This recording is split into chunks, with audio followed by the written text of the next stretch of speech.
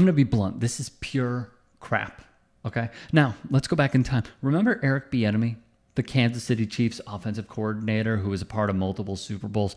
And when he didn't get a head coaching job, he went to the Washington Commanders, went to a few other teams, had built up a resume, and then, lastly, he was with the UCLA Bruins for 1 year as offensive coordinator. Well, here's the thing. He was let go, and now right-wing media is seizing on the opportunity, as they always do, to go after none other than Mina Kimes. Now, you're probably going through your head why they are doing this, and I will solidify all of that by saying you're probably right, depending on if we align on this.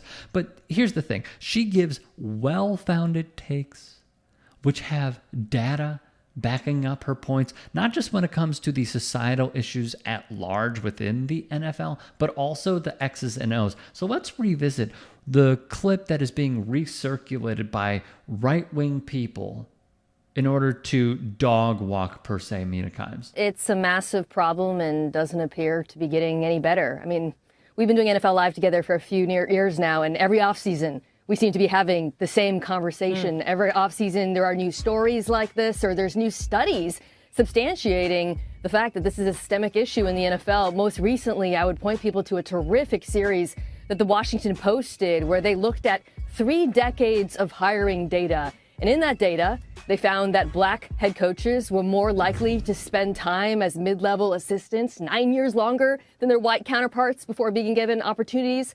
They were less likely to be given the benefit of the doubt when it comes to hiring and inexperience. There's never been a black head coach hired without NFL experience. Numerous examples of white head coaches. They're more likely to become interim coaches, but then less likely to be given opportunities from there. I mean, I could go on and on. That was tweeted by a troll named ML Football. And he has given terrible take after terrible take. It is practically his MO. But this would be reasonable, right? What Kimes said. If you are going through a study that went over decades of data and they conclude this, why would this have to be an argument? Well, I'll show you. ML Football would tweet, trending. It's not trending. He's framing it as it being trending. When ESPN and Mina Kimes strongly inferred Eric Bieniemy was not hired as an NFL head coach due to his race, when it comes to the NFL's diversity problem, Eric Bieniemy is just the tip of the iceberg, close quote. And then in all caps, because they're doing a victory lap today. Today, Eric was fired as a college OC, showing yourself, proving who you are to society at large. Then there's Barstool's Jack Mack, seen here. When he's not tweeting out stupid stuff like this, or getting dunked on by a former Maxwell Award winner, Heisman Trophy winner, USC quarterback, Chicago Bears quarterback, Caleb Williams, well, he inserts himself into the conversation as well. 3 years ago, Mina Kimes and hundreds of other media members said it was racist that this guy didn't get a job as an NFL head coach.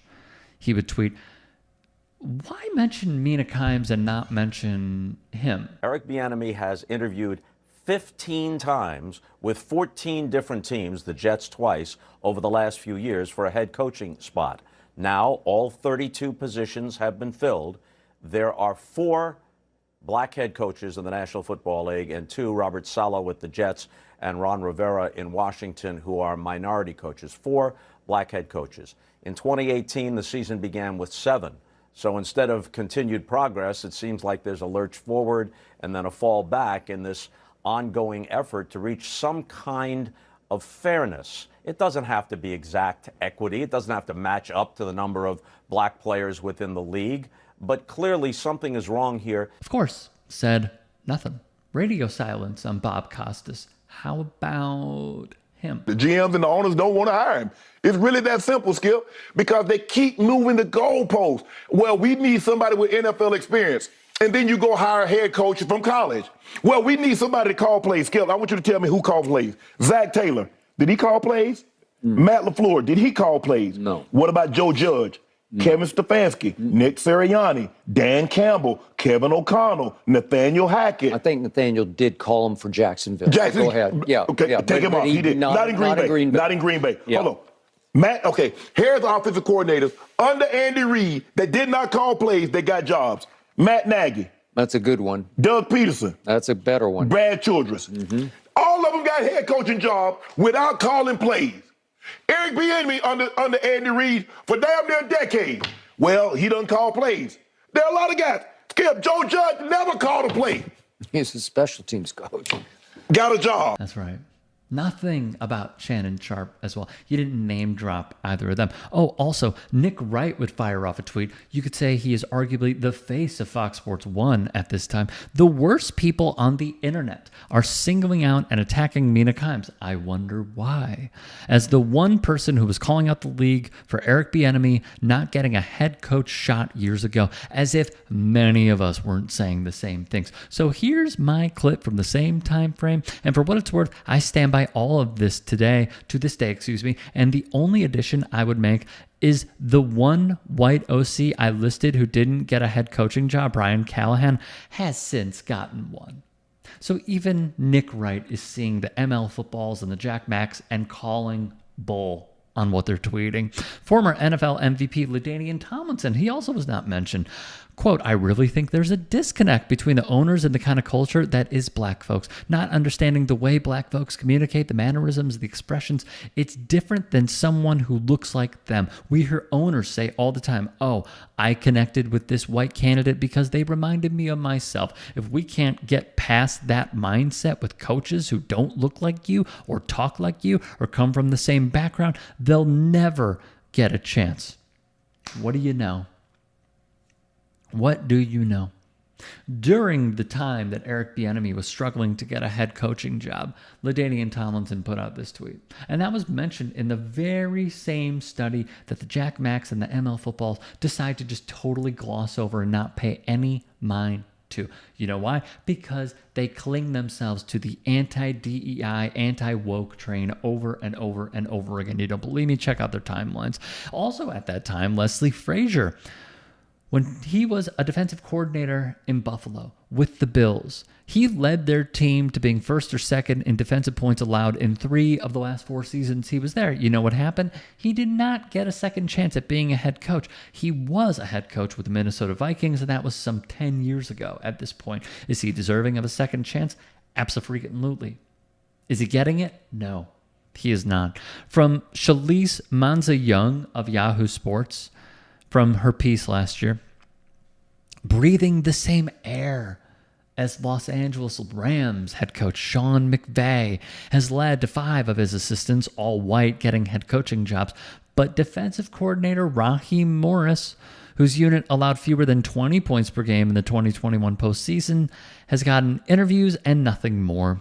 The Athletic's Mike Jones, in the same time frame, would put in his piece for The Athletic, jobs have always and seemingly will remain hard to come by for anyone who is not white. Since 2019, 27 head coaching jobs have come available. Only 7 of those jobs have gone to men of color: Rivera, Cully, Sala, McDaniel, Smith, Bowles, and Ryans. Here we are in 2023, and in a league whose player membership is 75% black, 32 coaching jobs belong to only 4 men who are black or biracial. Fast forward to present day, because that's where we are right now. Entering this season, there were no black offensive coordinators in the NFL for the first time since 1988, writes USA Today's Mike Freeman.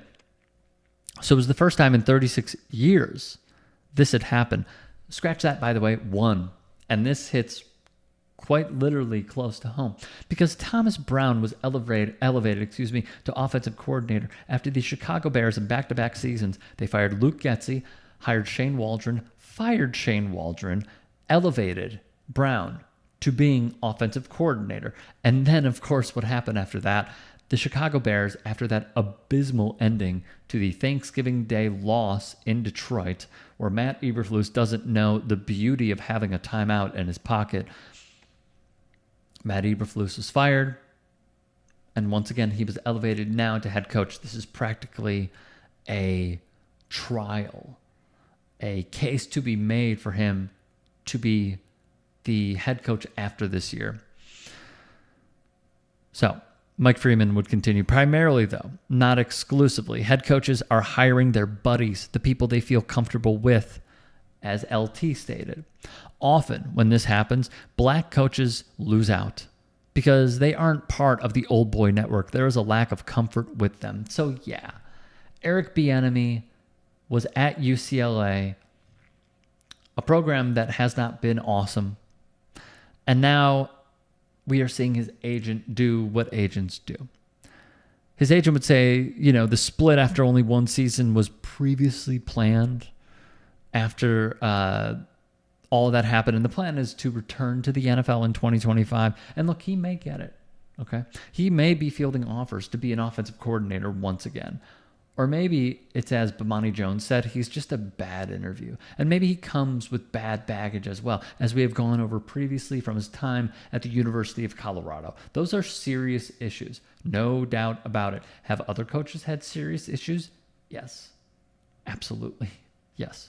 But what I think this also speaks to is there is a endemic within the NFL. There is the core root problem, as Mike Freeman wrote about, as LaDainian Tomlinson talked about, that they fail to address time and time again.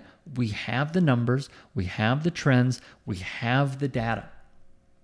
And yet it seems like there are only incremental improvements when we cry foul because we diagnose the problem with numbers and facts and accuracy. And we are still waiting for that day where there is consistency. In a league that is comprised, as we have heard, 75% black. And yet the coordinators, those under coordinators, team personnel overall, the numbers are slowly improving. And I think it is a reaction from the league. I truly do. Because we are saying, we know the problem. Do you?